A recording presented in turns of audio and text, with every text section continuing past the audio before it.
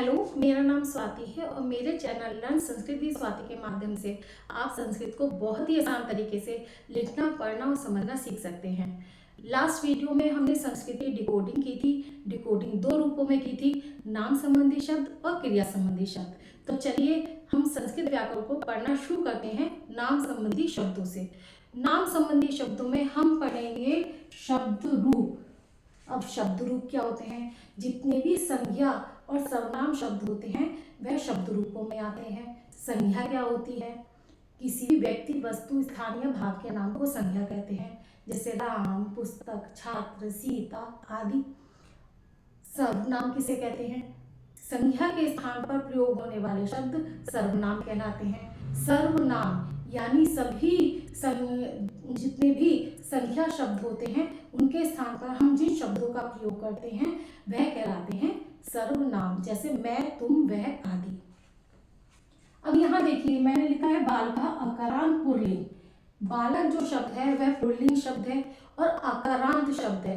इस शब्द को देखिए अकारांत यानी ऐसे अंत होने वाला शब्द। अब आप कहेंगे मैम ये बालक तो ऐसे कहाँ अंत हो रहा है, ये तो कैसे अंत हो रहा है? आपको मैं बता दूं कि जितने भी स्वर होते हैं वह स्वतंत्र, उनका जो उच्चारण होता है वह स्वतंत्र रूप से होता है, लेकिन जितने भी हमारे व्यंजन होते हैं हमें उसका उच्चारण करने के लिए स्वरों की सहायता की जरूरत पड़ती है। तो ये बालका में एक स्वर है ए का। कैसे?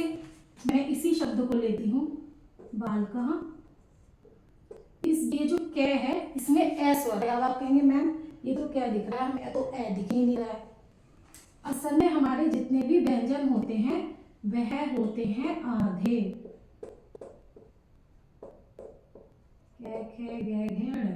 आपको जो ये चिन्ह दिखाई दे रहा है इसे कहते हैं हलंत, और ये हमें बताता है कि ये व्यंजन है आधा। ठीक, अब ये तो सारे व्यंजन होते हैं सारे आधे। अब ये किससे पूर्ण होते हैं? ये होते हैं ऐसे। अब आप कहेंगे कि ए की तो मात्रा ही नहीं होती, क्योंकि सारे व्यंजनों के साथ जब स्वर आते हैं तो वह मात्रा के रूप में आते हैं। अब यहाँ तो कोई मात्रा ही नहीं दिख रही, एक स्वर है जो मात्रा रहित होता है और वह है ए का। तो अगर आप कै का रूप ये है देखते हैं तो पता है ये कैसे बनता है? ये है कै आधा हलंत के साथ और इसमें ए जुड़ा और बना कै। अगर हमने खे लिया हलंत के साथ और इसमें हमने ए जोड़ा तो बना खे। अगर गे है हलंत के साथ और ए जोड़ा तो बना गे। अगर घे है हलंत के साथ और ए जोड़ा तो बना घे।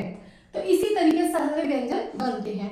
अब अगर कोई भी व्यंजन के साथ मात्रा आ जाती है, जैसे यहां आया कै के साथ आ, तो क्या बना? इसका व्यंजन का रूप का।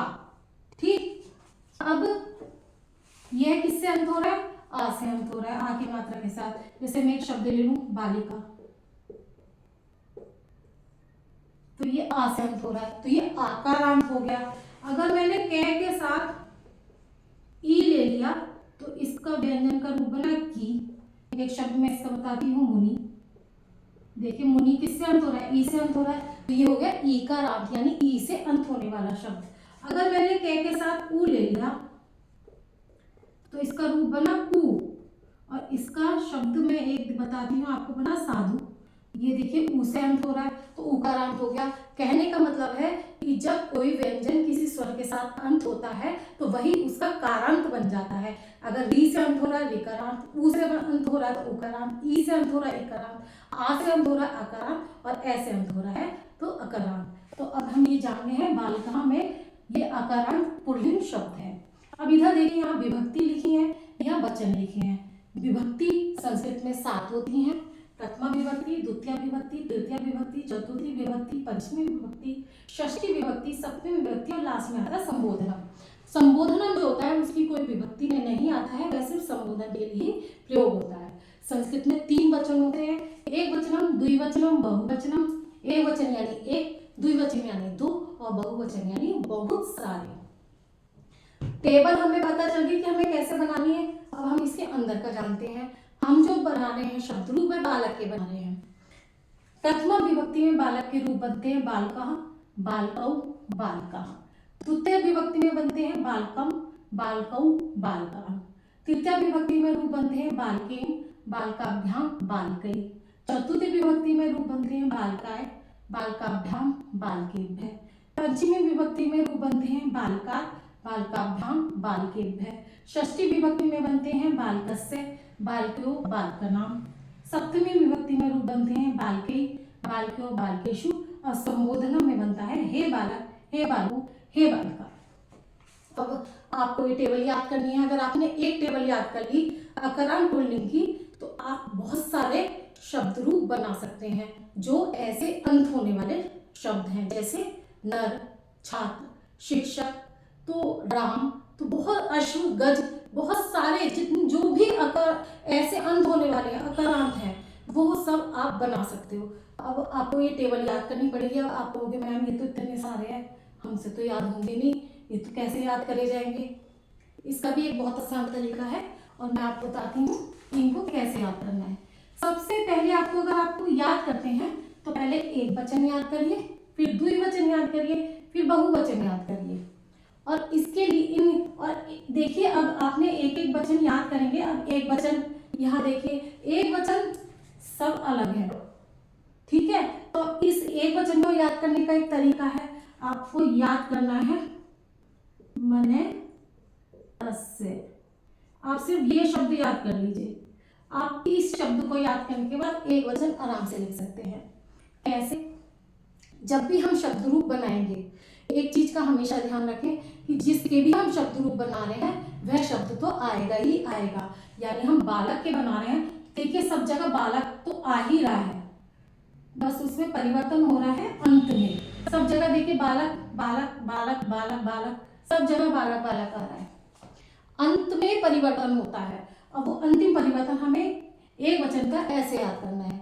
बालकः लिखा क्योंकि हम बालक के शब्द रूप बना रहे हैं, तथा विभक्ति के एक वचन में वही शब्द आएगा जिसके हम शब्द रूप बना रहे हैं। दूसरा देखिए, अब यहाँ देखिए बालकम, मार है म आ गया, बालकेन, ठीक, बालकाय, बालकात, बालकस्य और बालके।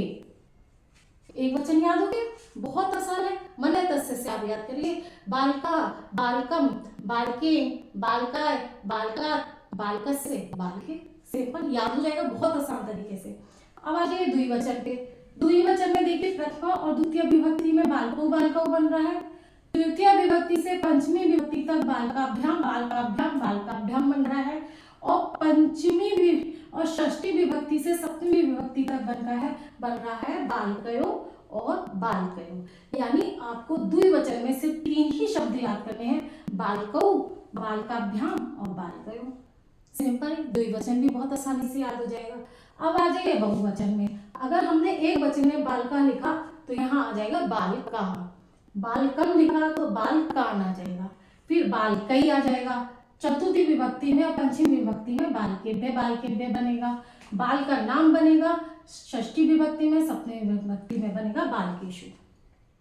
और संबोधन में आता है हे बालक, हे बालको, हे बालिका। तो इसे हम हटा देते हैं क्योंकि विभक्तियां होती हैं 7, सिर्फ हम संबोधनम में ही संबोधन करने के लिए हम संबोधनम के शब्दों का प्रयोग करते हैं। तो अभी फिलहाल हम संबोधनम को हटाते हैं क्योंकि हम कर रहे हैं विभक्तियां।